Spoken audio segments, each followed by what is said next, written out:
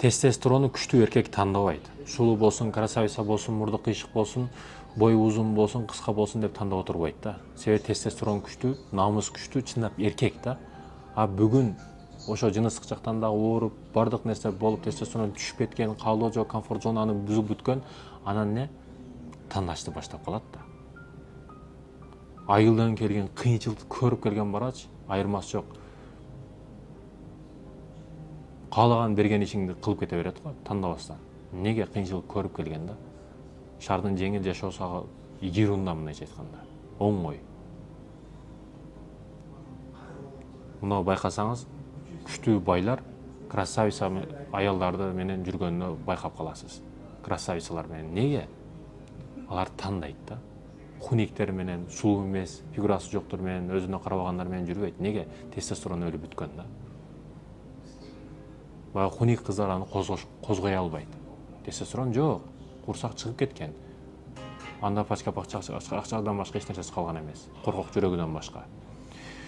Ошондуктан мынтип коомдо болуп жаткан иштерди байкап, ойлонуп отуруп, урматтуу мекендештерим, сактанышыбыз керек.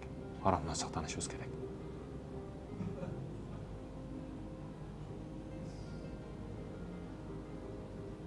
Башында баштадык ошол тестостерон деп. Жаш кезде үйлөн, жаш кезде үйлөн дегени, ошо тестостеронда бардыгы жайында болуп турат. Мына жашы өтүп калып, 30-дун тегереги болуп калган, 30дан өтүп калган кыздарды, эркектерди байкасаңыз, жакшы өзүндө тандоо күчөйөт да. Муну мындай экен, кичине бир жери кыйшык болуп калса деле бул болбойт деп калат. Неге? Булар көп кыз болсо эркекти көрүп койгон, эркек болсо аялды көрүп койгон болот да. Ошондуктан этият бол. Мен бир да кыз көрө элекмин дегенден, көп кызды көрүп койгон адам ошондой деши мүмкүн. Мен бул нерселерди айтуу жеке оюм. Сөз эсин табат. Азыр угуп жаткан экран артындагы адам балким өзү ошо сага жетип барып аткандыр бул сөздөр.